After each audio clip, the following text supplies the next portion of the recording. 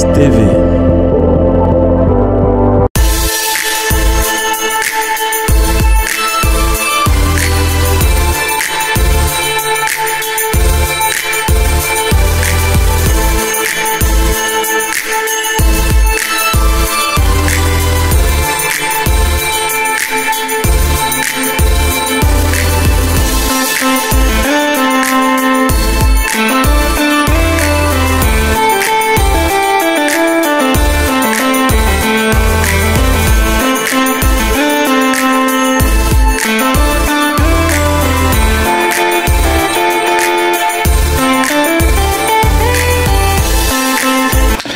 Yacine Idriss Diallo est le nouveau président de la Fédération ivoirienne de football pour un mandat de 4 ans. Le verdict est tombé le 23 avril dernier suite à l'élection du président de la Fédération ivoirienne de football. Yacine Idriss Diallo n'était pas seul comme candidat à cette élection. 2 autres personnalités du football ivoirien faisaient donc office de challenger, à savoir Sory Diabaté et Didier Drogba. Comment Didier Drogba a pu perdre ces élections alors qu'il était, n'est-ce pas, considéré comme celui qui avait le soutien du peuple ivoirien? Quels ont été les éléments clés de la victoire de Yacine Idriss Diallo? Quel impact la défaite de Didier Drogba aura sur le football ivoirien durant les 4 prochaines années? Nous avons donc un spécialiste de l'affaire football, Lama Kaba. Il est agent de joueur, il est d'origine guinéenne. Il sera là, n'est-ce pas, pour essayer de répondre avec nous à ces différentes interrogations. Mais vous savez très bien, vous êtes sur GFMS TV, vous écoutez en ce moment Classico. Classico, c'est votre émission de débat qui, n'est-ce pas, vous permet de vous édifier sur certains sujets marquants du football africain. Mais avant, on va passer une légère page publicitaire et je vous reviens derrière pour la suite.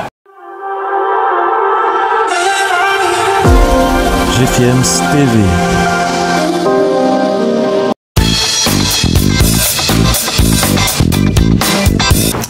Vous êtes donc sur GFMS TV, vous écoutez ou vous suivez, si vous voulez, en ce moment Classico. Classico, c'est votre émission de débat qui, n'est-ce pas, vous permet de vous édifier, n'est-ce pas, dans certains sujets marquants du football africain. Nous avons donc Monsieur Lama Kaba qui est agent de joueur guinéen, mais qui connaît très bien l'actualité du football africain. Bonjour Monsieur Kaba.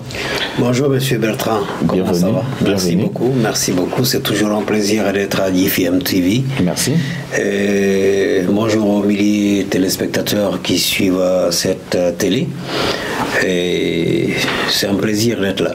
Le plaisir est toujours partagé parce que chaque fois qu'on vous a dans nos installations, on a quand même, au sortir de là, certaines réalités ou encore certains éclaircies de ce qui est l'actualité du football, parce qu'il faut le noter, vous êtes un homme de terrain, vous travaillez dans ce domaine depuis plusieurs années et vous maîtrisez très bien votre sujet. Mais là, on va aller dans un contexte un tout petit peu particulier, si vous voulez, parce qu'on va parler des élections à la Fédération ivoirienne de football, qui est d'ailleurs un pays frère, n'est-ce pas? Et puis un pays qui est tout à côté de la Guinée. Mais avant, Monsieur Kaba, on va vous permettre, pour entrer dans cette émission, d'écouter cette vidéo, si vous voulez. Et puis après, vous nous donnerez votre commentaire. C'est d'ailleurs Jamel Belmadi qui a fait une sortie qui fait, n'est-ce pas, beaucoup de tollé sur la toile et même sur les plateaux de télé et radio en Afrique et partout. Et puis voilà, vous nous donnerez un peu votre opinion sur cette sortie de Jamel Belmadi. Plus jamais de la vie on laissera 2-3 personnes conspirer contre notre pays. On ne laissera plus jamais un arbitre comme ça venir mettre à mal un pays. Je suis obligé de dire que je n'ai pas aimé du tout le lendemain du départ de cet arbitre à l'aéroport d'Alger, le voir confortablement assis dans les salons à boire un café à 1000 feuilles. Ça, j'ai pas aimé ça. J'ai vidé mon sac chez cet arbitre-là. Je l'ai croisé en Turquie après, j'ai pris le vol. Je lui ai redit la même chose. Je lui ai dit qui il était. Mais ça, j'ai pas aimé que nous puissions accepter ce genre de choses. Nous, quand on va dans ces pays, quand on va en Afrique, bon, souvent, c'est pas ces traitements de faveur que l'on a. Hada, il a enlevé l'espoir de tout un peuple et on le laisse comme ça. Je dis pas qu'il faut le tuer, je dis pas qu'il faut le truc, mais Hada Haggar, Hada plus que Haggar. Donc ça, j'ai pas apprécié. Il ne faudra plus jamais accepter ce genre de choses. Inch'Allah, هذا الشعب الجزائري إن شاء الله يزيد يفرح ويزيد إن شاء الله qu'on vit encore des moments comme ça de joie, d'allégresse dans le futur. En tout cas, nous, on va faire le maximum. Voilà, c'était l'essentiel, n'est-ce pas, de ce qu'on peut retenir de cet entretien de Djamel Belmadi réalisé dans la télévision de la Fédération algérienne de football. Il faut noter que la sortie vient après la défaite de l'Algérie face au Cameroun il y a environ un mois. L'Algérie qui a été éliminée de la Coupe du Monde et jusqu'à présent, le sélectionneur algérien n'arrive pas à faire le deuil de cette défaite. Monsieur Kaba, après avoir écouté une vidéo ou une interview comme celle-ci, quel peut être, n'est-ce pas, votre regard, votre commentaire? Bon, je dirais que M. Belmadi est dans son rôle de quelqu'un de très ému, de très fâché par rapport à la situation. Seulement que je trouve que les mots qu'il utilise sont assez durs et assez forts. Parler de la conspiration, à un moment donné, il faut que les gens se ressaisissent, qu'ils sachent que le football, c'est humain. Il est humain, il y a des erreurs qui peuvent se glisser. Lorsque ce n'est pas en votre faveur, il faudrait bien avoir beaucoup plus de responsabilité et beaucoup plus de sauvegarde de ce sport mondial pour parler d'un sujet de la sorte. Je comprends qu'il soit devant les téléspectateurs algériens et il oublie qu'aujourd'hui nous sommes en face du monde et que ce sujet devrait être débattu de façon plus responsable. Les mots qu'il utilise, je pense que c'est assez fort, c'est assez percutant, qu'il n'y a à aucun instant Djamel Belmadi n'a daigné respecter le côté humain. Il ne voit que l'erreur en soi. Et ça, c'est très grave dans le football d'aujourd'hui. Il faudrait que les gens sachent qu'il y a les erreurs qui se commettent et que nous sommes des êtres humains. À un moment donné, lorsque ça va dans le sens contraire de vos intérêts, il faudrait que vous soigniez ça, que vous acceptiez ce fait comme un élément de sport. Et là, ils sortent carrément du contexte football, parce qu'ils parlent déjà, c'est un peu comme une agression verbale vis-à-vis de M. Au fait, ce n'est même pas seulement l'agression. C'est comme s'il invitait certains fanatiques d'aller dans le sens de mordre l'arbitre qui a officié ce match. M. Bakary Gassama. Voilà, pourtant qui a un bon CV, qui s'est comporté dans plusieurs matchs plus importants que ce match d'élimination. Mais aujourd'hui, il est victime je dirais que c'est vrai qu'il y a des moments où on fait des erreurs, mais à ce niveau d'analyse que Djamel Belmadi fait, je ne suis pas trop d'accord avec lui. Voilà. Merci M. Kaba, n'est-ce pas, pour cette éclaircie. Mais là, nous allons donc entrer dans le vif du sujet. Chacun peut faire son opinion après cette sortie. Mais on note quand même que Djamel Belmadi est un sélectionneur. Un sélectionneur, c'est celui qui sait, n'est-ce pas, remotiver ses troupes après une défaite. Mais avec ceci, on voit quand même que la suite sera très difficile pour l'équipe algérienne si ils n'ont pas encore fait le deuil de cette élimination et se préparer maintenant pour les prochaines échéances. Voilà. On verra bien ce que ça donnera. Alors, nous, on va revenir dans le sujet. On parle des élections à la Fédération ivoirienne de football. D'abord, est-ce que la défaite de Didier Drogba vous a surpris? Pas du tout. Je ne suis pas surpris de la défaite de Drogba. Je m'y attendais plutôt. Voilà, contrairement à à l'élection de Eto'o au Cameroun. Voilà, à Drogba, je m'y attendais parce que, vous savez, une élection dans une instance comme une fédération, ça se prépare. Il faut aller dans le sens de préparer ça pendant un bon moment et de mûrir le contexte dans lequel le football de ce pays est en train de verser. Et parce que c'est ce qui a été le mal de Didier. Didier n'a pas préparé ses élections. C'est comme si Didier est parti dans ces élections avec l'émotion. On a vu Eto'o Fils qui est en train de faire un bon travail. Quand vous parlez d'émotion, monsieur Kaba, vous faites allusion à quoi exactement? En fait, je me dis que c'était pas quelqu'un qui était prêt pour ça. Et les gens sont venus, les à côté sont venus lui dire, écoute, c'est toi, tu vois pas l'exemple de ton ami Eto'o, et ainsi de suite. Donc c'est cette énergie, en fait, ces émotions qui lui ont donné l'envie d'aller.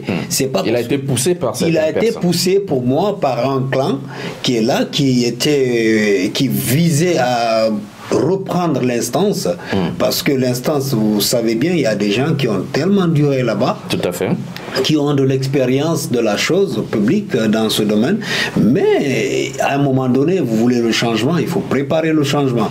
Et Didier, sincèrement, il n'a pas préparé ce changement, mais je ne peux que lui dire que moi, personnellement, techniquement, je m'y attendais à cette défaite, alors que s'il veut vraiment reprendre les rênes de cette fédération, il faudrait que Didier se lève dès maintenant à partir de cette défaite et rebâtir une équipe et dans le contexte du football actuel de la Côte d'Ivoire. Voilà, c'est ça, et en ce moment il peut gagner. Alors, sachant que le collège électoral était composé, n'est-ce pas, de 81 votants, avec comme majorité les clubs, notamment de Ligue 1, Ligue 2, 3e division, et un groupement d'intérêts, dont les associations des arbitres, les associations des anciens joueurs et tout ce qui va avec. Alors, il y a quand même eu ces petits conflits entre lui et ses anciens partenaires de la sélection nationale de football 2-3 ans avant. Est-ce que cela pouvait, n'est-ce pas, déjà lui dire, mais attention à ce que tu fais, il ne faut pas y aller comme ça? Ben oui, il y a ce facteur. Il y a ce facteur qu'il faille retenir, parce que ce n'est pas une guerre de 3 ans, de 2 ans. C'est une guerre qui a commencé pendant toute la carrière du footballeur. Parce que quand le footballeur il est dans une team, et c'est quelque part il a des égos. Il y a la guerre des égos que vous connaissez, que moi je connais, qui est dans ce qui est comme ça, ils évoluent jusqu'à ce qu'ils raccrochent. Et donc pour ramener ce paysage dans un bon climat, il faut vraiment s'atteler à aller dans une question de fraternité, dans une question de collégialité, et ramener tous ces efforts-là à la table et guérir la plaie. Et c'est ce travail de base qui n'a pas été fait. C'est tout à fait normal que ces anciens, qui sont ses amis à la fois, je dirais pas ses ennemis, mais ses rivaux, est-ce que vous comprenez, qu'ils ne le soutiennent pas dans son combat. Par contre, il y a d'autres qui vont le soutenir parce que, comme je vous l'ai dit, c'est une guerre, c'est une lutte de clans. De clans. Et clans qui existaient déjà dans les éléphants à l'époque. Dans les éléphants et qui se répercutent également dans la continuité. Donc c'est un truc qu'il faut mettre table rase et pouvoir guérir ces plaies-là. Et avant de parler d'être président de la fédération, c'est-à-dire pour diriger ce football-là, commander maintenant ces gens avec qui tu étais en sélection, ça devait être difficile. Mais Bonaventure Kalou a fait une sortie bien avant où il a dit, lui, il est allé voir Didier Drogba il y a quelques années et lui a proposé, n'est-ce pas, de prendre les rênes du football ivoirien. À ce moment-là, Didier Drogba lui a dit qu'il n'était pas intéressé. Et derrière, après tout ce que vous venez d'expliquer, il revient voir Bonaventure, lui dire, bon voilà, tiens, j'ai envie, n'est-ce pas, de prendre la tête de la fédération et j'ai besoin de ton soutien.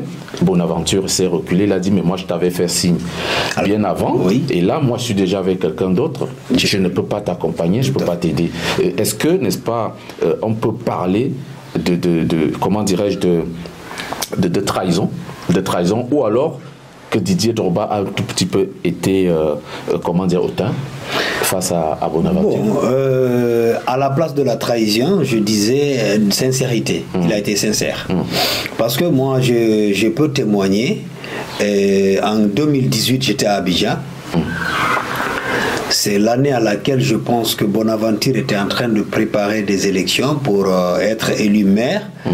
Et en ce moment-là, Bonaventure voulait bien que Didier soit le président de la Fédération ivoirienne de football. Mais à l'époque, comme je vous l'ai dit, c'est une question d'émotion qui a amené Didier à se présenter. Parce que si c'était un projet qu'il avait conçu depuis qu'il faisait sa carrière de footballeur, qu'il se disait je vais aller dans cette orientation, ils auraient déjà récapitulé ce capital humain là, qui est les Bonaventure Kalou, qui est le Bakikone, les Didier Zoko, il y a plein de grandes figures. Moro et tout le reste, oui.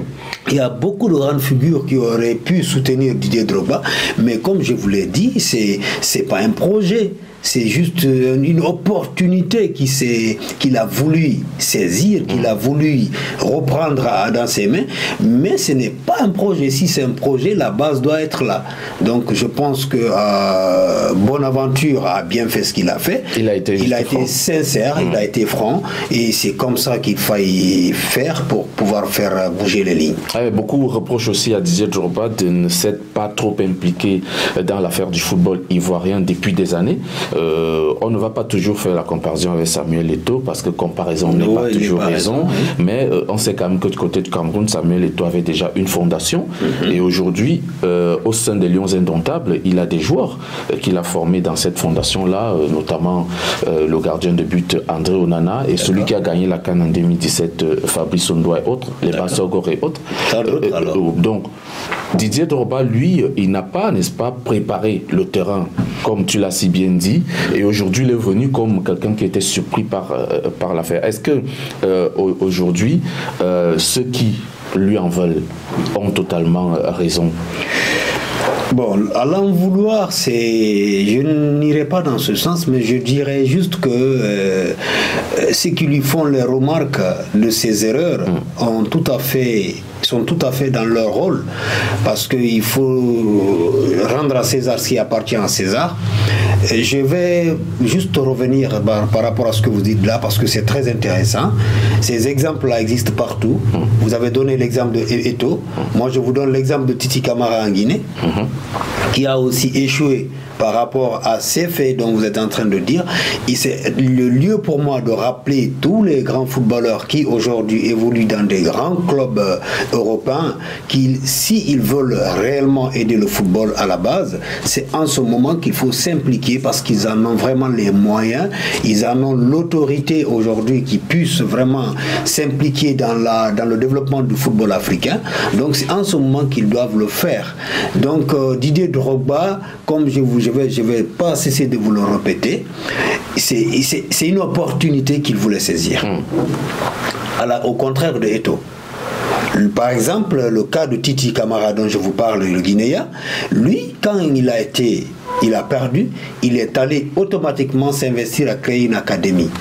Donc nos footballeurs qui ont vécu dans ce milieu, qui ont bénéficié de l'importance et de l'impact de ce football, doivent savoir que pour aller commander ou diriger l'instance comme la fédération, il faut vraiment t'avoir mis ta main dans le circuit pour au moins montrer aux gens ta volonté et ton dévouement par rapport au contexte.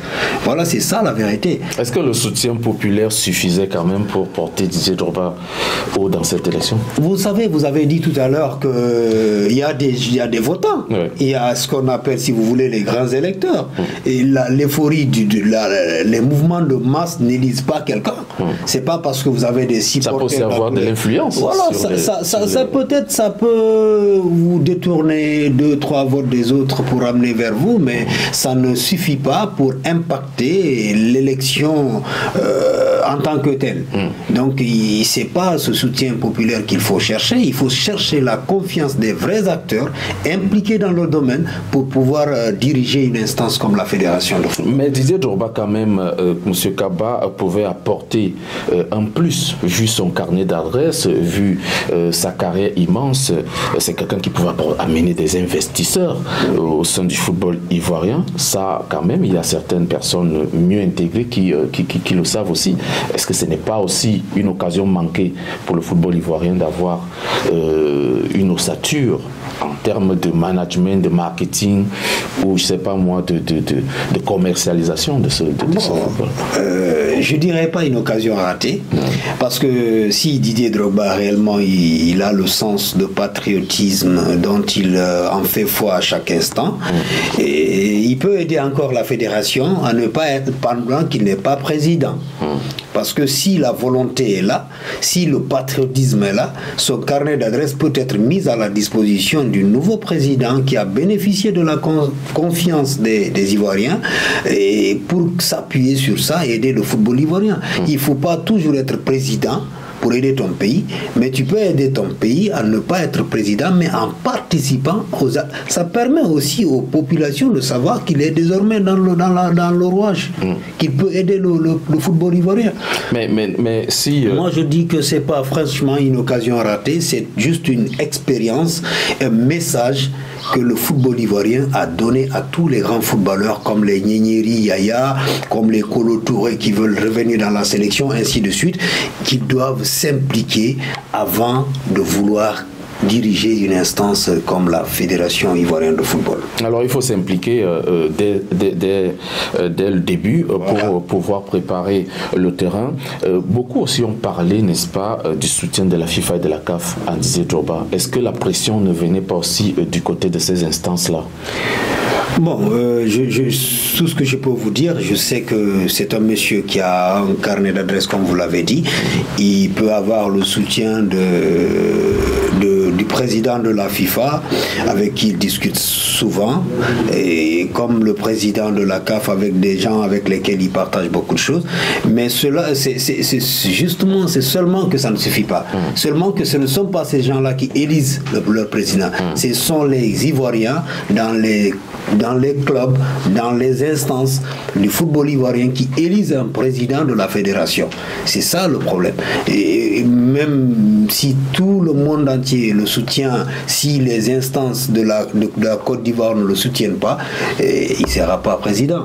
Oui, alors allons un peu parler, avant de parler de ces élections proprement dites, terminons un peu avec ce sujet sur Didier Drogba pour dire que faut-il faire maintenant? Qu'est-ce qu'il a pu tirer comme leçon selon vous, et qu'est-ce qu'il faut faire à l'avenir si jamais il a les ambitions de revenir? Pour moi, Didier a déjà compris comment il doit être élu. Pour moi, il a déjà compris. La leçon est déjà là.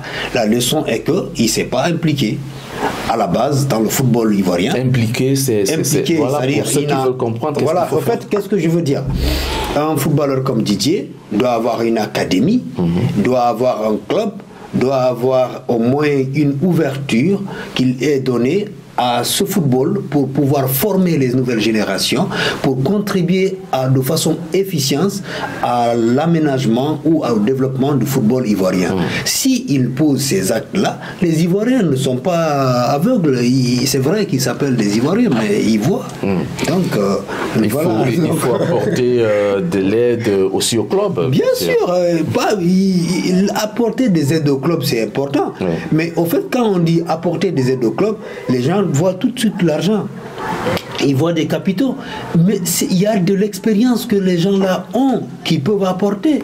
Et ce n'est pas que apporter leur soutien tout le temps en étant avec les artistes danseurs. Moi, je ne les critique pas par rapport à ça, mais il faut aller dans le terrain, il faut leur donner aux jeunes l'expérience que vous avez bénéficié, la chance, les conséquences, ou si vous voulez, les avantages de tout ce milieu-là, en termes clairs, expliquer ça aux jeunes afin que les jeunes puissent au moins avoir au moins une ligne de conduite, qu'ils ne puissent pas se cogner où les grands frères se sont cognés. C'est ce qui est important. Donc, à lui de s'impliquer. Vous êtes sur GFM TV, vous suivez, n'est-ce pas, Classico. Classico, c'est un peu ça, le rôle de l'émission, c'est un débat. Mais on est encore là, on est avec vous, mais attention, on va marquer une petite pause et puis on revient derrière.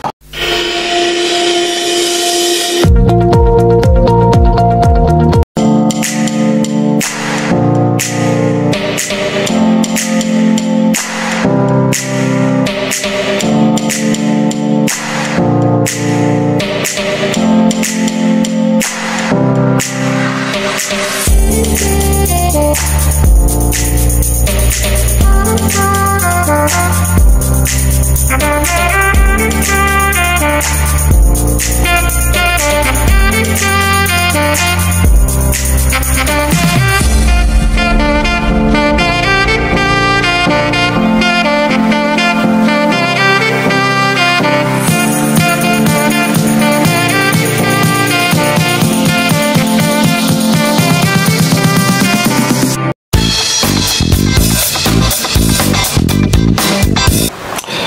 êtes donc sur DFM TV, on continue, n'est-ce pas, notre débat sportif du Classico, le Classico avec Monsieur Lamakaba. Monsieur Lamakaba, on va entrer un peu dans le processus électoral de cet événement qui a animé les débats télé et autres en Côte d'Ivoire et même partout en Afrique.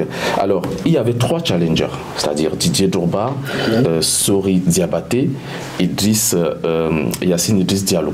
Yacine Idriss Diallo et Sori Diabaté, c'était déjà quand même des ténors, des personnes bien introduites du football ivoirien, et on savait déjà que le match pouvait se jouer entre les deux.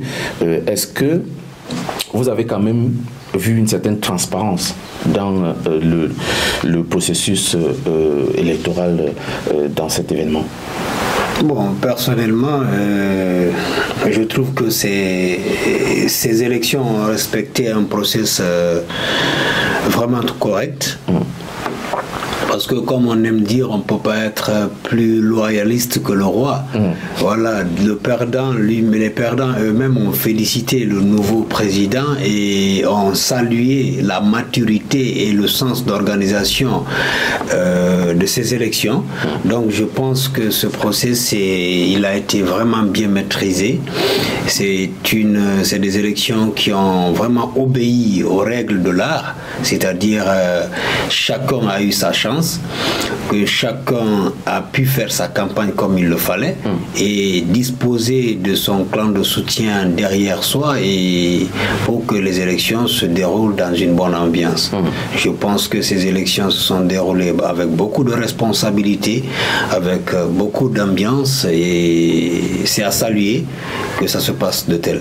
Oui, mais revenons un peu dans tout ce qui s'est déroulé parce que moi j'ai vu une élection qui a commencé aux alentours de 10 heures. Et on est allé jusqu'à pratiquement 19-20 heures pour finalement voir sortir la fumée blanche, comme on a l'habitude de le dire. Mais il faut noter qu'il y avait quand même d'autres élections à l'intérieur de ces élections, notamment le bureau exécutif. On n'en est pas là. Idriss Diallo, le nouveau président de la Fédération ivoirienne de football, c'est quand même quelqu'un qui a une quinzaine, voire une vingtaine d'années dans le fonctionnement ou la gestion du football ivoirien. Mais beaucoup le disent. Vous avez l'expérience. Pourquoi il n'y a pas eu le changement avant? Est-ce que c'est maintenant que vous allez changer les choses? Idriss, c'est quelqu'un que moi personnellement que j'ai connu. J'ai eu la chance de le pratiquer parce qu'à un moment donné, j'ai eu la chance d'avoir des gens qui voulaient acheter un club là-bas, à la SEC. Mais malheureusement, ça n'a pas. C'est quelqu'un qui est très attentif, qui a beaucoup d'expérience. Mais aujourd'hui, c'est pas cette expérience qui fera progresser les choses. C'est plutôt la volonté au fait des gens qu'on gère, c'est-à-dire la volonté des instances du football à relever le défi avec une ancienne personne. C'est-à-dire le problème c'est quoi? Aujourd'hui à Abidjan, en Côte d'Ivoire, dans tous les secteurs d'activité au fait du football ou à travers l'Afrique, c'est-à-dire il y a un sursaut. Il y a un sursaut. Si vous constatez le changement des coachs, la nationalisation des coachs, ainsi de suite, ça a commencé à affecter tout le football africain en général. C'est parce que c'est pas qu'on est en train de pousser les anciens vers la sortie, mais on est en train de leur aider à capitaliser l'expérience. Voilà, c'est ça la vérité. Aujourd'hui, Idriss, le football ivoirien a vraiment besoin de ce monsieur. C'est quelqu'un de très très réfléchi, de très calme dans son coin et qui réfléchit généralement pas par parti, il réfléchit de façon globale. Il a d'ailleurs appelé tout le monde à s'unir et à booster le football ivoirien, chose qu'on a besoin aujourd'hui dans les instances du football africain. Il faut l'union, il faut que les gens se resserrent les lignes, il faut qu'on sache que ce football fait respirer la paix, que ce football est donne ce qu'on appelle l'envie de vivre quelque part. Et ça guérit même les malades s'il le faut, parce que cette joie de vivre, ce communion-là, il est important que nous le vivons en Afrique maintenant. Oui, on peut aussi parler de la stratégie de l'homme pour arriver à la tête de cette fédération. Notons que Sori Diabaté, qui était son principal challenger, même Didier Drogba n'était pas quand même des touristes dans cette élection. C'est des personnalités avec plein de bagages. Mais Idriss Diallo le dit, n'a pas, n'est-ce pas, lâché un seul instant jusqu'à la dernière minute.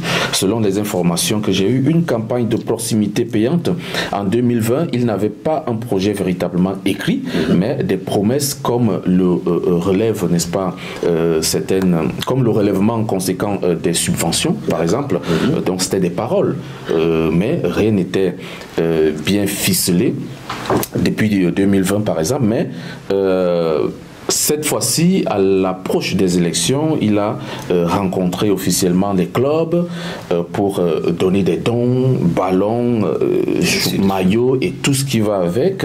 Et il a aussi, n'est-ce pas, tenu des discours, donc aller point par point rencontrer des personnalités du football pour leur présenter son projet. Est-ce que, selon vous, vous pensez que il a rapidement corrigé certaines erreurs pour toucher les corps des électeurs? Bon, corriger, oui. Vous savez, quand on commet des erreurs, c'est très bien de les corriger, mais on les corrige, c'est lorsqu'on est intelligent. Vous comprenez? C'est lorsqu'on est intelligent qu'on corrige nos erreurs. Mais de là, Idriss, ce qu'il a fait, cette campagne de proximité, c'était plus facile pour lui de le faire. Comme c'était plus facile pour lui de le faire parce que lui déjà il est en commun. C'est quelqu'un qui est sur le terrain. C'est quelqu'un que toutes les instances du football ivoirien connaissent. C'est pas comme Didier. Didier, les gens le connaissent au stade. On le voit qu'à la télé. On le voit à la télé, on voit ses prouesses à Chelsea, ainsi de suite. C'est là que les gens le connaissent. L'autre, il est connu sur le terrain. Il a son bâton. Il vit la galère avec les gars. Donc c'est le lieu de rappeler comme des Yaya Touré, Nyeri, de s'investir. C'est pas que de passer un diplôme, venir tout de suite prendre l'équipe nationale. C'est pas ce qui est important. C'est le terrain qui est important. C'est le terrain qui est important. Il faut vivre la réalité des gens. Il faut toucher du doigt la plaie pour pouvoir la guérir. Aujourd'hui, qui parle du football ivoirien? Qui parle du football ivoirien? C'est comme le football camerounais. Mais on espère qu'avec Etofis, que le football camerounais reviendra comme le football d'antan. C'est pas seulement l'équipe nationale. On a perdu Canon de Yaoundé, Tonnerre de Yaoundé, Union de Douala, etc. On a besoin de revoir celle d'Abidjan, Africa Sport d'Abidjan, exactement, San Pedro et tout. Exactement, ce sont des clubs qui s'en meurent parce qu'il n'y a pas de soutien, il n'y a pas de structure fiable pour les diriger. Donc aujourd'hui, moi je pense que Idriss est resté dans son rôle, étant un homme de terrain. Il est parti vers les campagnes de proximité et les gens ont préféré aller avec celui qu'ils connaissent mieux et avec qui ils peuvent avoir un dialogue franc au lieu d'aller avec quelqu'un qu'on ne connaît pas. Mais pour revenir à vos propos, il y a un adage qui disait d'ailleurs mieux vaut être avec un diable qu'on connaît qu'un ange qu'on ne connaît pas. Je pense, hein. Bien sûr. Tu le sais. Hein. Voilà, c'est de ça qu'il s'agit. C'est le choix, en fait, en quelque sorte, de ces citoyens ivoiriens. Oui, j'ai aussi quand même eu je respecte, des informations. Parce qu'en fait, ce processus de campagne et autres peut aussi être utile pour Didier, parce que lorsque on le dit, on parle là tout de suite d'une campagne de proximité. Vous avez détaillé tout à l'heure. On va aussi dire que le jour même des élections, il n'a pas arrêté de travailler. Apparemment, il a espionné tous les faits et gestes de Sori Diabaté. Pendant le jour de l'élection, son équipe était un peu partout dans le périmètre de la fondation de Félix Houphouët-Boigny où il y avait lieu ces élections. Il n'arrêtait pas, n'est-ce pas, de mettre des indices un peu de partout pour voir les faits et gestes des autres candidats. Et puis, on dit des consignes de vote étaient aussi données pour rencontrer les électeurs, mais des personnes des personnes méconnues, voilà, qui n'étaient pas admis au vote, qui allaient, n'est-ce pas, titiller un tout petit peu les votants, voilà. Et puis le deuxième point, on parle d'un jeu de corps à corps avec des délégués ayant droit de vote. Est-ce que il a prouvé en ce moment-là qu'il avait l'expérience de la chose, passer quand même 15-20 ans au sein de la fédération, c'est vivre tout ce qu'il y a le quotidien, et il savait, n'est-ce pas, que ça se jouera jusqu'à la dernière seconde. C'est justement, tout le pari est fondé sur ça, de l'expérience dont vous êtes en train d'énumérer. Idriss savait que jusqu'aux derniers instants, il fallait avoir de l'autorité sur son processus qu'il a engagé, sur son projet qu'il est en train de défendre. Il fallait être là présent, et c'est ce qu'il a fait. C'est ce qu'il a fait. En fait, comme je vous l'ai dit dans mon précédent, que cette expérience permet de bâtir un avenir meilleur. Et c'est ce qui est en train de permettre à Idriss de bâtir, d'être dans le football ivoirien et de bâtir ce football selon sa manière, selon ce qu'il veut. Parce que le contrôle dont vous êtes en train de parler, c'est un contrôle de stratège. C'est quelqu'un de très calme. Vous m'excuserez du terme, c'est quelqu'un de très calme comme vous. Il est tout le temps dans son coin en train de réfléchir sur ce qu'il a à faire, et généralement vous aboutissez à des résultats qui sont franchement louables. C'est ça la vérité. Merci. On parle là de l'homme qui va diriger le football ivoirien dans les 4 prochaines années. Sori Diabaté a manqué de peu de prendre cette élection, puisque, rappelons-le, Idriss Diallo a eu 63% de vote. Sori Diabaté était là avec ses 61%. Est-ce que ce n'est pas aussi une déception du côté de Sori Diabaté, qui aussi a travaillé longtemps sous l'ombre du football ivoirien? Je ne pense pas que ce soit une déception. C'est plutôt une consécration pour Sori. C'est une consécration, parce que quand je dis consécration, Sori aujourd'hui a la chance de travailler avec quelqu'un qu'il connaît beaucoup. Il a la chance de mettre son projet, sa vision du football à la disposition du nouveau président pour que ce projet soit exécuté, même pas à 100%, mais que ça soit pris en partie dans l'effet et geste du nouveau président.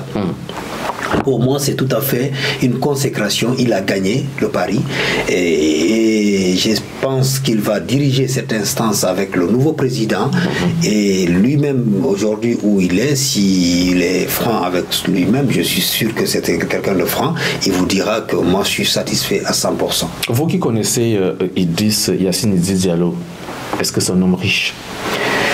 C'est un homme équilibré. Parce que j'ai vu quand même la biographie. C'est un homme très équilibré. Il gère beaucoup de structures. Voilà, c'est un homme très équilibré. Riche, je ne dirais pas ça, parce que voilà, mais des gens comme lui c'est comme notre Antonio Soare en Guinée. Voilà, c'est des mécènes, même s'ils n'ont pas beaucoup, mais ils essaient de partager le peu qu'ils ont. Donc ça vous dit, vous et moi, dans la proximité, qu'il est riche. Voilà, parce qu'il partage.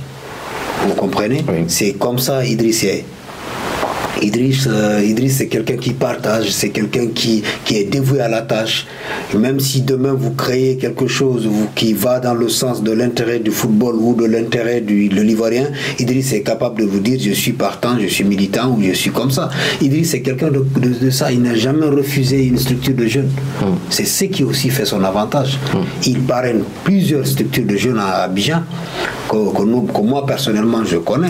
S'il me regarde, voilà, s'il me regarde, même moi j'ai suivi, il y avait le groupement, je sais pas, de sportifs de la zone industrielle de Yopougon.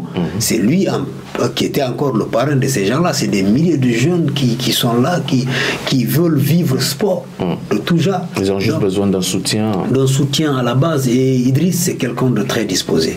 Ça, rassurez-vous, à n'importe quelle heure que les Ivoiriens tapent sa porte, elle est ouverte. Voilà. Alors, on aura donc Idriss Diallo pour les 4 prochaines années. Une dernière question que j'aimerais vous poser sur ce sujet, c'est quand même une fin de crise au niveau de la Fédération ivoirienne ivoirienne de football qui était jusqu'à ce niveau dirigée par la normalisation. Et quand on met une normalisation en place, ça veut dire qu'il y a des problèmes, il y a des choses à revoir. Donc on peut quand même souffler du côté de la Côte d'Ivoire. Oui, je pense que c'est vraiment une bonne chose aujourd'hui que le président, avec ce comité de normalisation, puisse quitter désormais, donner libre voix à des personnes élues par le peuple ivoirien. C'est extrêmement important. Je pense que la crise n'est pas partie. Nous sommes à la genèse de sortir le pays de cette crise. Nous sommes à cette genèse, donc je pense que déjà là, le chemin emprunté, il est bon. Et aujourd'hui, il faut juste constater comment les gens ils vont mettre les choses en place pour dérouler le projet qu'ils ont capitalisé afin de refonder mieux le football ivoirien.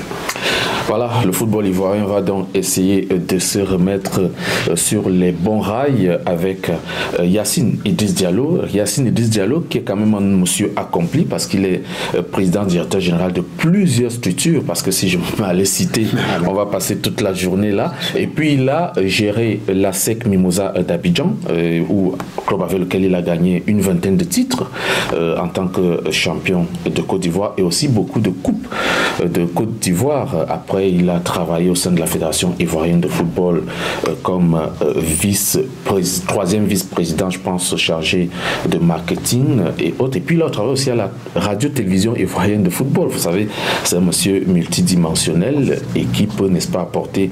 Je rappelle aussi qu'il a, lorsqu'il était à la Fédé, était à l'origine de l'arrivée de Orange, sans publicité bien sûr, et de la loterie nationale pour sponsoriser le championnat ivoirien. Donc il peut, n'est-ce pas, ramener plusieurs autres structures puisqu'il est déjà aux affaires, c'est lui qui dirige maintenant en tant que patron. On va, n'est-ce pas, marquer une dernière pause et puis on revient sur le dernier sujet qui concerne les sélections africaines engagées à la Coupe du Monde. Les poules sont déjà connues, les 5 qualifiés connaissent leurs adversaires. Avec vous, monsieur Lamakaba, on va essayer de définir les chances des 5 qualifiés africains pour la Coupe du Monde. A tout de suite. GFM TV.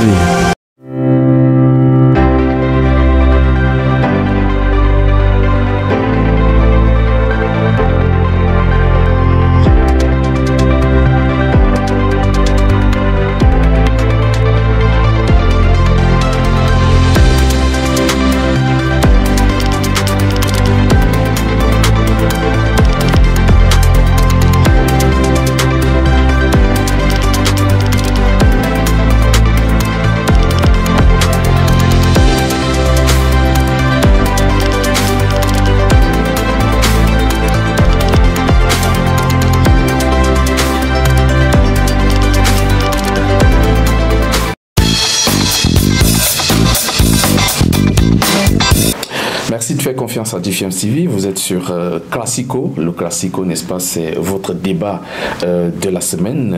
Là, on a parlé des élections à la Fédération ivoirienne de football. On va prendre le dernier sujet qui a été, n'est-ce pas, retenu pour cette édition. On parlera, n'est-ce pas, des équipes africaines engagées à la Coupe du Monde Qatar 2022. On a donc le Sénégal, la Tunisie, le Maroc, le Cameroun et puis le Ghana. Avec vous, monsieur Lamakaba, on va essayer, n'est-ce pas, de définir ou alors d'analyser les chances des sélections africaines pour cette Coupe du Monde de football. Commençons donc par le groupe A avec le Sénégal, les Lions de la Teranga, champions d'Afrique en titre, qui seront dans le groupe composé du Qatar, pays organisateur, de l'Équateur et des Pays-Bas. Alors pour vous, est-ce que le Sénégal a des chances, n'est-ce pas, non seulement de passer au deuxième tour, mais d'aller le plus loin dans cette compétition? Bon, dans cette poule, je pense que je ne dirais pas, si ça ne tient qu'à mes analyses personnelles, à mon appréhension du football, je dirais que le Sénégal est favori. Je dirais que le Sénégal est le premier favori de cette poule, nonobstant bien sûr les qualités et autres, mais en s'imaginant avec l'expérience que le Pays-Bas a de cette compétition, voilà, c'est ce qui peut-être peut me dire, voilà, c'est le Pays-Bas après. Mais après tout, c'est le football actuel, ils ont leur chance à jouer. C'est pas une chance acquise, c'est une chance à jouer. Et il faut la jouer, cette chance, jusqu'au dernier. Parce que ici, vous avez le pays organisateur qui a au moins le bénéfice d'avoir l'espace de chez lui. C'est le bénéfice d'avoir les supporters présents, c'est-à-dire que devant ces supporters, c'est une autre motivation qui peut créer d'autres surprises aussi. Mais aussi, si vous regardez l'Équateur, c'est une équipe qui pratique un football très robuste, basé sur de la qualité rapide de ces footballeurs. C'est quand même une poule très intéressante. Le Sénégal doit faire valoir aujourd'hui, le Sénégal, c'est le champion d'Afrique, c'est le patron de l'Afrique. Donc, il faut nous prouver que vraiment vous êtes les patrons de l'Afrique et que l'Afrique, ici, c'est des terres de football. Et il faut nous prouver que, franchement, que cette coupe a encore montré combien de fois le football sénégalais a travaillé à la base pour avoir une équipe nationale aussi solide, avec des individualités aussi intéressantes, comme les Sadio Mané, comme les Sarr, comme Mendy, comme Diallo, Gana Gueye. C'est une génération dorée. C'est comme quand vous parlez de génération Boma à des temps, c'est comme quand vous parlez de génération Youssef Hadji ici, ainsi de suite. C'est franchement, je pense qu'ils ont toutes leurs chances à saisir et que dans cette poule, ils vont s'en sortir et que le progrès viendra au fur et à mesure de la compétition, comme l'appétit vient en mangeant, comme on aime le dire, et que ce Sénégal nous fera honneur à nous, l'Afrique, et à tout le football africain en général. Les pays africains ont toujours ce problème de mal démarrer les compétitions. Toujours, c'est aussi le lieu de rappeler que le premier match qui sera certainement assez déterminant n'est pas à prendre à la légère.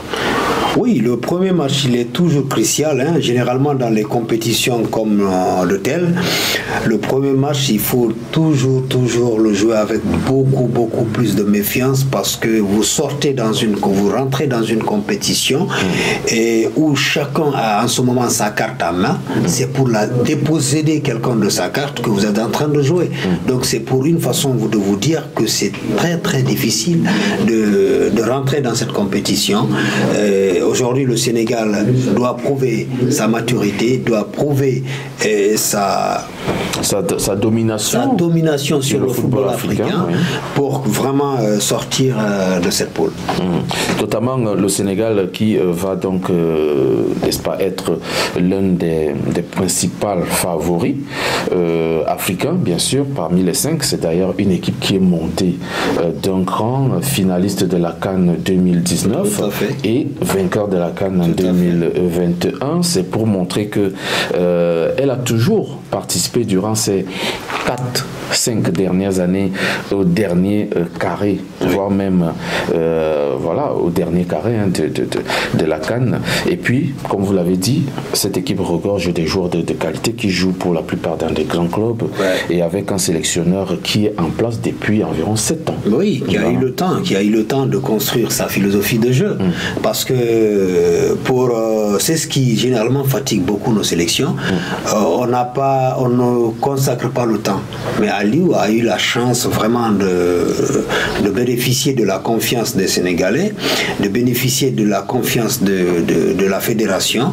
Et aujourd'hui, avec le temps, il a pu mettre son empreinte sur le football, il a pu mettre sa philosophie de jeu à la disposition de l'équipe nationale.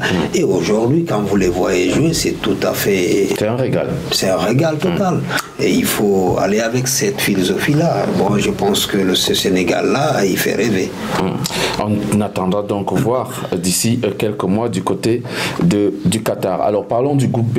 Le groupe B avec la France, le groupe D, je voulais dire, oui, c'est le groupe D. D, oui.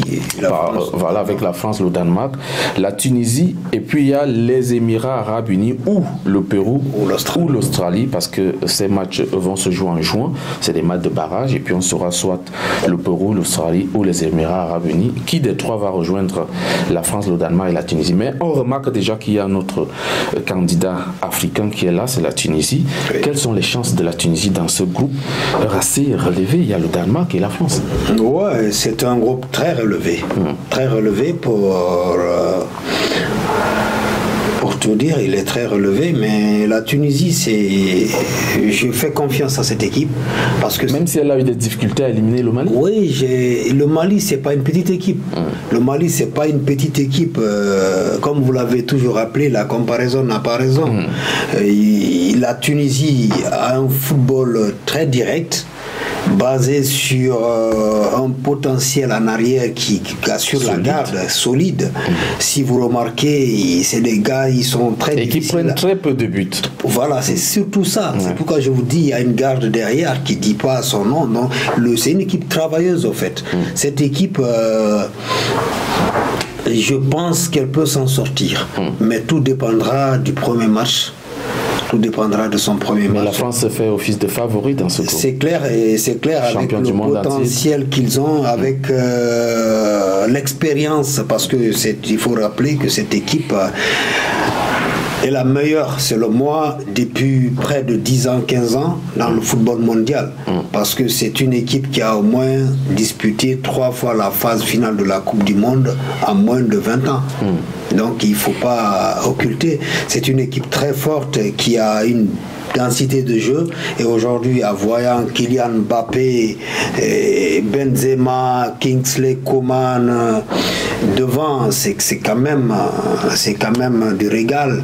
Il faudrait que les Tunisiens puissent vraiment beaucoup se battre et continuer cette philosophie de jeu avec, je crois, c'est Khadri, oui. Voilà, qui est leur leader. Jalal Khadri, je crois que c'est le coach. Oui, ils ont changé de coach. Ils ont changé de coach, les Tunisiens. Oui. Qui est le coach actuellement alors l'entraîneur actuel, parce qu'après la CAN, ils ont limogé l'entraîneur. Ils ont pris un entraîneur local dont le nom m'échappe, mais je pense qu'on Je crois que c'est Jalal Khadri. Je crois, oui. Et Jalal Khadri, oui, c'est lui. Jalal Khadri qui dirige cette équipe. C'est quelqu'un qui a déjà un bon fondement dans le football local. Et le football tunisien, généralement, c'est un football basé sur le local. L'ossature locale. Voilà, sur l'ossature locale. Donc, je pense que la Tunisie devrait vraiment se battre pour sortir de ce groupe, mais que c'est pas une chose facile parce que Danemark aujourd'hui est en pleine forme. Donc, il faut vraiment il faut aller chercher cette deuxième place au moins. Il faut aller avec beaucoup de grinta, beaucoup de respect de ses adversaires pour aller chercher cette place, sinon ça ne va pas être aisé. Le groupe F, parlons-en, la Belgique, la Croatie, le Canada et puis le Maroc. Le Maroc, un autre représentant africain, mais on a la Belgique qui est quand même, c'est vrai, c'est une équipe qui n'a encore rien gagné, mais qui est très très influente sur la scène mondiale. Et puis la Croatie de Modric, qu'on voit tout le temps avec le Real de Madrid. Quelles sont les de la Coupe du Monde, voilà, vice-champion du monde. Quelles sont les chances du Maroc selon vous? C'est pour le Maroc, moi je suis un supporter marocain. Voilà, je supporte d'ailleurs toutes les équipes africaines en général, s'ils sont en phase de finale de Coupe du Monde. Mais le problème, c'est que dans cette poule, il y a 2 archi-favoris qui sont la Belgique et la Croatie, qui ont beaucoup d'expérience dans cette compétition et qui ont des joueurs qui sont beaucoup expérimentés, comme les Modric, comme les... Si vous prenez Luka Modric, vous prenez Rakitic, vous prenez... le monsieur qui joue à l'Inter de Milan, là, Brozovic, voilà, Brozovic, ce sont des talents qui ont envie de mordre le ballon à chaque instant. Ils ont beaucoup d'expérience. Ils ont beaucoup d'expérience, mais bon... La Belgique, c'est presque plus parce que c'est le numéro 1 mondial. La FIFA a toujours donné ce respect à la Belgique, malgré que la Belgique n'a pas pu gagner des trophées encore, mais il reste quand même... C'est le premier dernier en fait. Oui. Voilà, premier avec tout le respect, l'armada qu'il possède, mais dernier par rapport aux trophées qu'il devrait vraiment emmagasiner. Les Lukaku, les Eden Hazard, les De Bruyne, c'est quand même une génération qui devrait apporter quelque chose.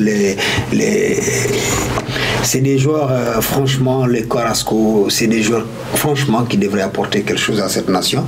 Mais la chance reste toujours intacte parce que c'est le football. Le football ne dit pas son verdict avant la fin du match. Et c'est ce qu'il faut que les Marocains comprennent. Et aussi, dans ce club, dans cette équipe marocaine, il y a un grand potentiel parce qu'il y a un coach qui a de l'expérience, coach Vaïd, j'espère qu'il va rester. Il va rester, on l'espère bien aussi. Voilà, j'espère qu'il va rester pour conduire cette équipe à cette grande compétition.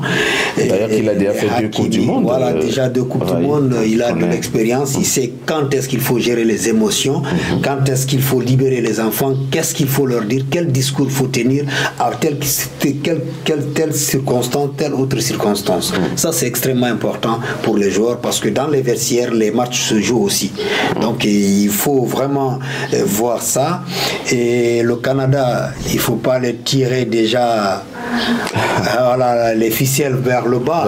Parce qu'aujourd'hui, c'est une équipe montante. Quand je vois les André David, quand je vois le jeune qui joue à Bayern Munich, voilà, Davos ou Davis, je ne sais pas. Voilà, de toutes les façons, c'est des gens qui ont des chances à saisir. Il faut que le Maroc fasse très attention. Et je souhaite qu'il se qualifie, mais c'est pas sans lutter.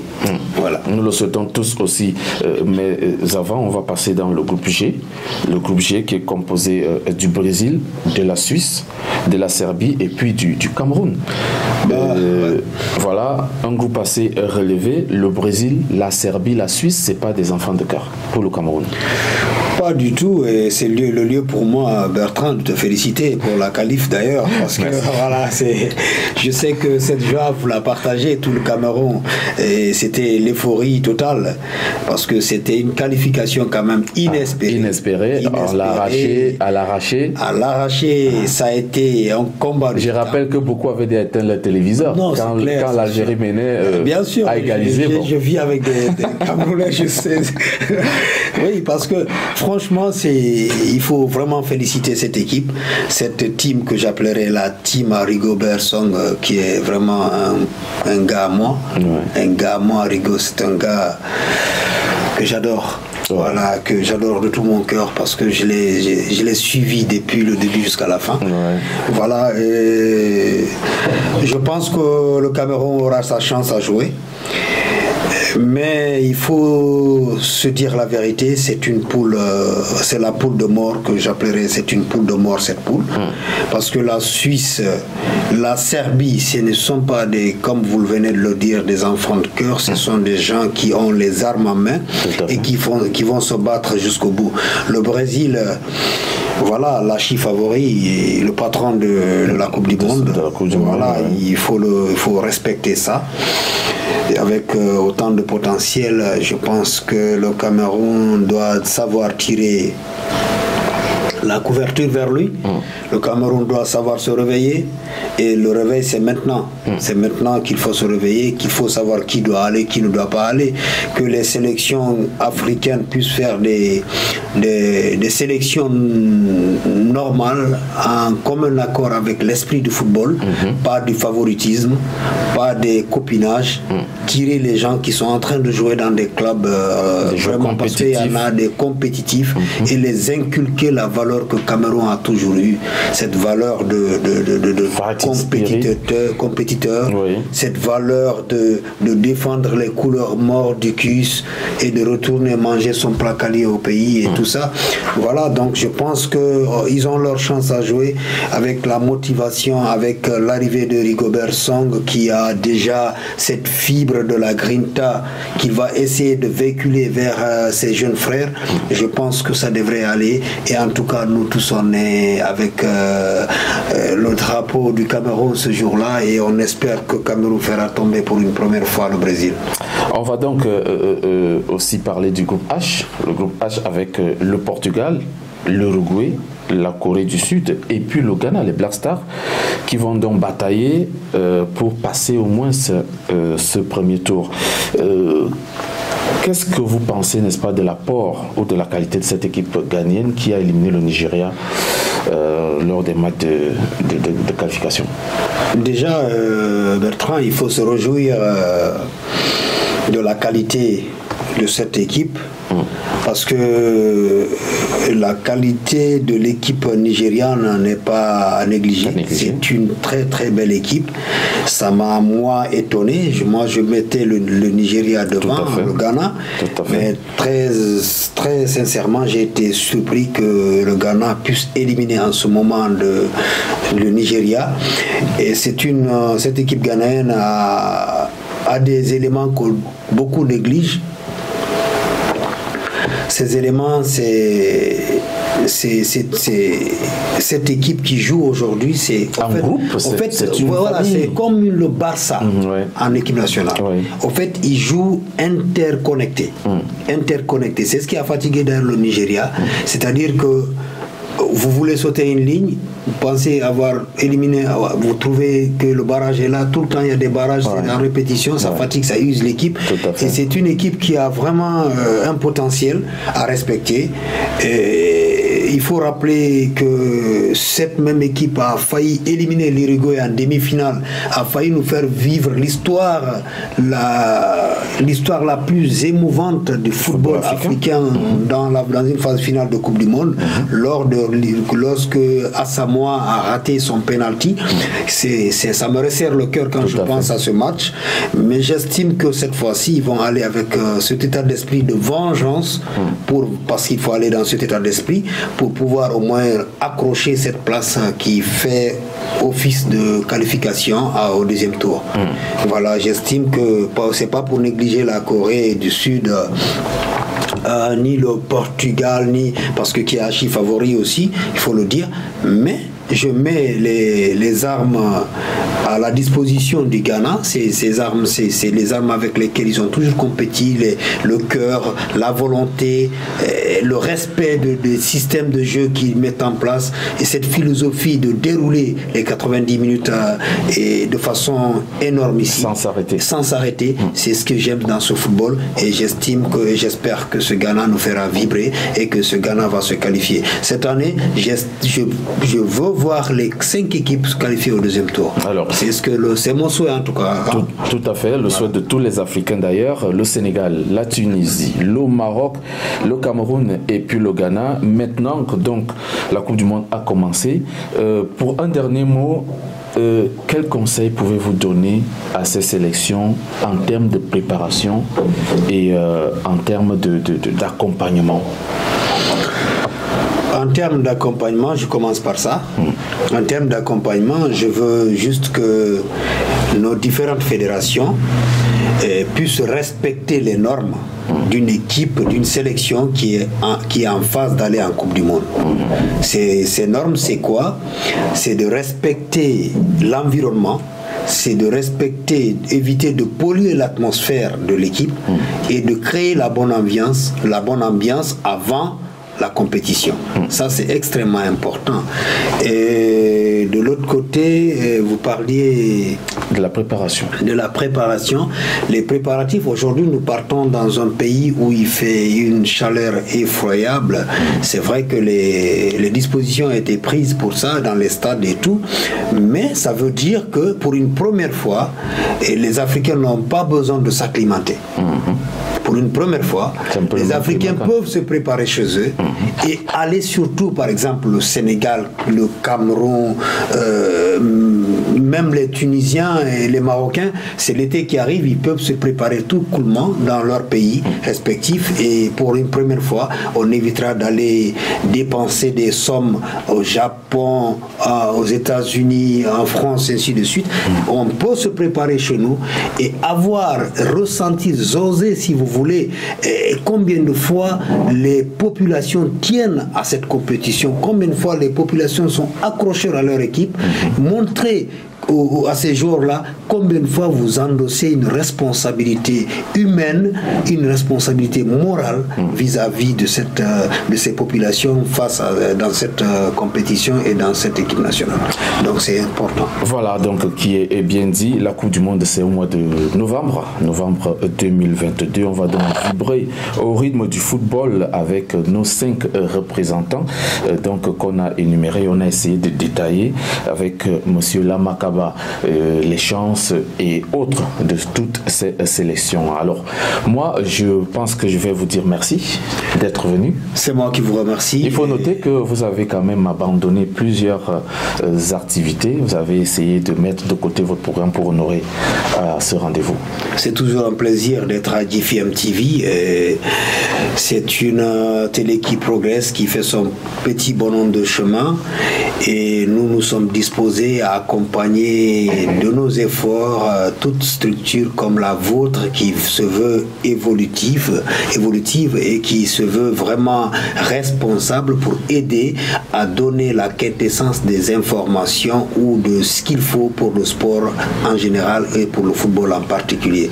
C'est moi qui vous remercie, je vous remercie infiniment et c'est toujours un plaisir d'être à JFM TV et que j'espère que tous les sportifs fans du sport chercheront à venir dans cette boîte pour parler du sport et partager les avis et l'amour du football. C'est d'ailleurs pour ça que nous sommes là et nous sommes toujours heureux d'avoir votre expertise parce qu'il faut noter que vous n'êtes pas nouveau dans le milieu du sport. Chers abonnés, mesdames et messieurs, c'est ainsi que prend fin cette édition de Classico, le Classico qui est donc votre émission de débat et d'échange concernant, n'est-ce pas, l'actualité du football africain. Merci de nous avoir fait confiance. Portez-vous très bien. Le prochain rendez-vous, c'est la semaine prochaine.